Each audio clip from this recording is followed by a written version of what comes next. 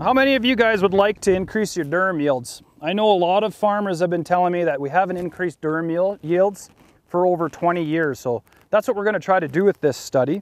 And believe it or not, this plot here is actually less than a bushel per acre. But what we did was used a vacuum monosem planter, and that gave us really great seed distribution. So the point of this study is to compare it to an air seeder.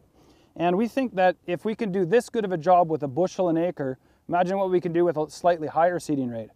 Funny enough, when we're dealing with planters, we talk about seeds per acre usually. This bushel per acre works out to 607,000 seeds per acre. But it actually looks really nicely. And I think we did a great job with the planter to make sure that almost every seed that we put in germinated. So having a nice even crop like this with nicely spaced out, it allows the plant as much room as it needs and it won't compete with itself. It'll also make a really even crop so that when it's time to spray, say a growth regulator or a herbicide or a fungicide, that it's perfectly even so we can do a really good job with the staging.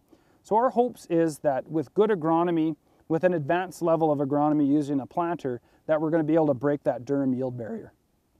So on top of our precision durum trial, we're also using the planter on a number of other small grains crops that we don't typically use it for on a 12-inch row spacing.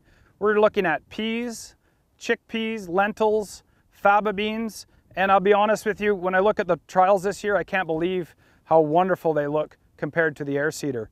I'm going to guess right off the bat that we're going to be able to cut seeding rates and we're going to do a better job with our overall agronomy. We also tried it out on hemp, and they're just the most beautiful looking plots. I drive by them every once in a while when I need to get cheered up.